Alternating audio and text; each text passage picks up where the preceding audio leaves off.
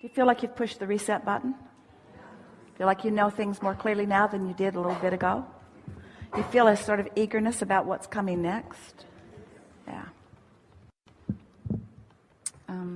This is my second time spending time with you, Yeah. so thank you. Yeah.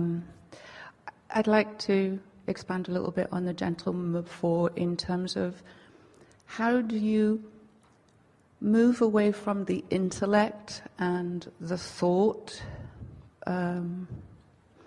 By caring about how you feel more. For Esther, a turning point for her was the day that she decided that she'd rather feel good than be right. Because she practices being smart, and she practices putting pieces together, and she practices coming to conclusions and forming opinions. And sometimes those opinions, even though they were accurate because all of the data that she collected pointed to the fact that she was right, they felt bad. And so the way that you do that is by caring more about how you feel than what you think. So it's sort of like slowing the train way down to this neutral place and then speeding the train way up, because we promise you won't be bored. Once you get into alignment and then you start increasing momentum, it's way fun. Thank you. And then to follow on from that, I'm stuck. Pick up where you left off, because pick up, go back to what you were getting at when you first made that statement. How can you not feel quite so isolated by feeling that you can enter into conversation with others, because you have to be in the world, and so you can be very centered in how you feel, but then with your interaction, because you have to live in this life of going through your day-to-day. Well, you're arguing a little bit for limitations, because your premise implies that there aren't plenty of matches out there for you, and there are. There always are. But we know what you're getting at. Esther's been describing herself, and she doesn't want you to misunderstand it. She wants you to get it in the way she really means it. She's beginning to feel a little bit like a vibrational snob, because she knows what the vibration feels like when it is resistance-free and gains momentum. And frankly, most conversations that you will enter into with most people are not like that, which makes them less satisfying than they could be. But everybody's not up to speed, which is why you make a statement like that. Everybody's not ready. Everybody can meet you on the complaining platform. Everybody can meet you there. There's a crowd there. But on this leading edge where you feel really good, so it's almost like for a little while you're choosing. Esther says, so my choices are feeling good by myself, which sort of smacked of loneliness a little bit, until we said, are you forgetting about us? Infinite intelligence will play with you, and the fairies of the universe will dance with you, and all kinds of people, animals, all kinds of people and animals will rendezvous with you to support the alignment you've discovered. We promise you will not feel alone.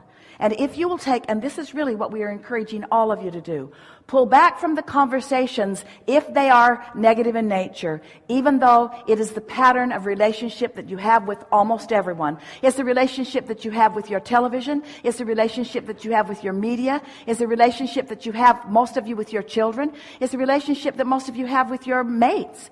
You have this sort of contentious relationship because you're arguing for your rightness rather than from your good feelingness, you see. And when you finally flip that so that you really care about the way you feel, and then you allow law of attraction to help you to experience the momentum that good feeling vibration will bring about, you will begin to discover that there are so many people in your vortex waiting to have that kind of an experience with you, waiting to have that leading edge, best time ever, most energy moving on a topic experience with you. One more question, if I may. Yes. Now go back to the last question and ask it again and see if it was answered. Could you help me? Well, the question is how can I find this is the way we heard the vibration to be. How can I find myself in continual alignment without feeling isolated from the masses who aren't there. And we say, by understanding that you don't have time to interact with the masses anyway. You've been interacting with a small segment of the population. You've been interacting with what your vibrational countenance has been setting up for you. So it's kind of like, that would be like saying, okay, I'm at a food buffet, and there are things I like to eat and things I don't like to eat. Abraham, could you please tell me how to eat the things I like to eat? And we say, just pick them. Yes. Yeah. Yes. Yeah. To move from that slightly, once you start to experience the contrast and you feel that, like this experience, I asked and it was given to me. Once you continue to experience the contrast, because it's ever present. So once I accept the constant of contrast,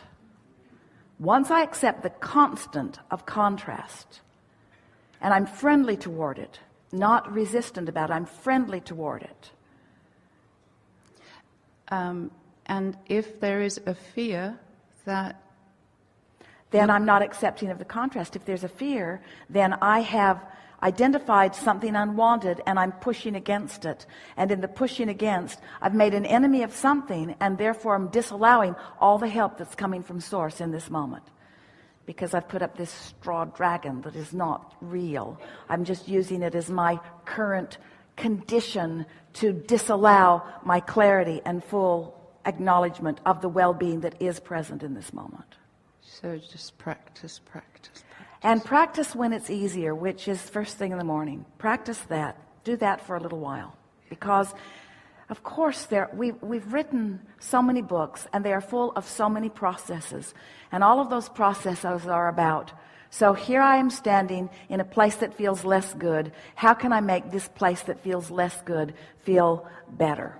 That's every process has been about that, because every process has been about helping you to release resistance. But today we are saying to you that by far the easiest way to get into vibrational concert with the Source, who you really are, is to, in the moment that you are aware that you are conscious in this day, let that be your intention. I'm awake. Esther said, I'm awake. Because for a while she noticed that if she was awake and if she stayed in bed, that her thoughts would drift to problem solving. So she started saying, I'm awake, knowing that she did not want her thoughts to drift toward problem solving. She wanted her thoughts to drift toward appreciation and well-being. So she just started really generally focusing upon the things that she could easily appreciate, and discovered so quickly that momentum would take place. We know for sure that what trips you up and keeps you from doing this exercise that we have been encouraging all day today and before, we know for sure that the thing that trips you up is that there are plenty of things with lots of momentum that you are finding sort of interesting, even though they don't feel that good. So it comes back to the thing that you helped us to define so clearly just a little bit ago. You really have to come to the place where you care how you feel. Because until you put that in place, the past momentum will rule your game. Because there's so much past momentum. It's the way things are sort of working in this world. Not working very well. For so many people, so much contention, so much protest, so much disallowance of so much abundance, and so much self-righteousness, and so much